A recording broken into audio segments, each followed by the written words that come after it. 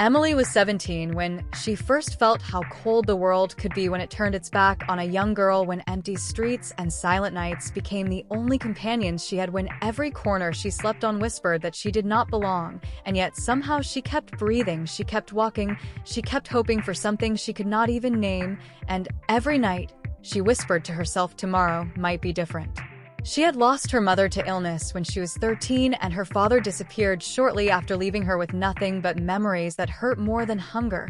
She learned to carry her small backpack like a shield and a tattered notebook like a treasure, and she walked the city streets in worn shoes, hoping that someone somewhere might see her as more than the girl they ignored.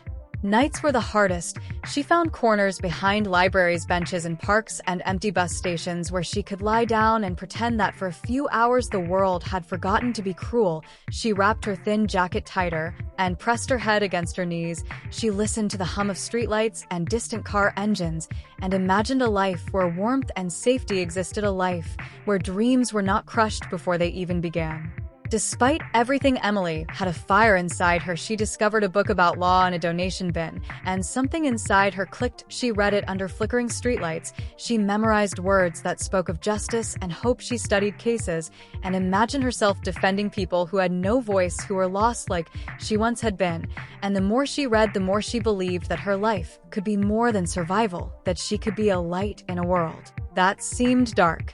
One rainy evening, a woman named Mrs. Carter noticed her sitting under a dripping awning with her book soaked but held tightly in her hands.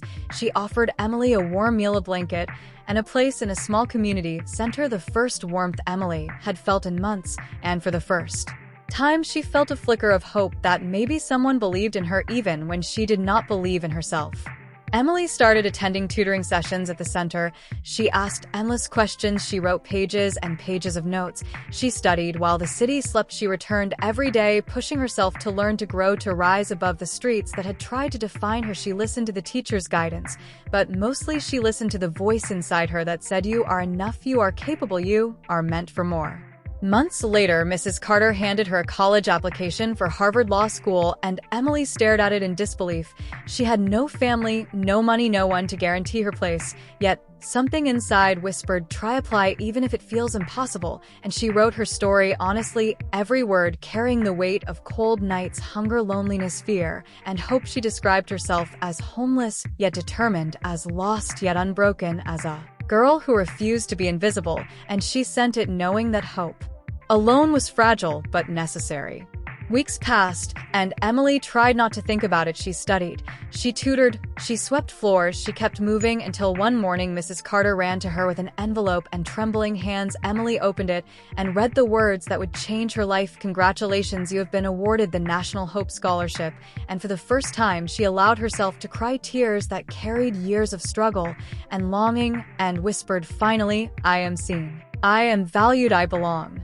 Harvard was everything she dreamed and more, yet nothing was easy. She worked long nights in the library. She skipped meals to afford books. She walked miles to save money. She felt out of place, surrounded by students with support and security, yet she never gave up. She clung to her purpose like a lifeline. She studied, she argued, she listened, she learned, and slowly the girl who once slept under streetlights became a woman shaping her own destiny.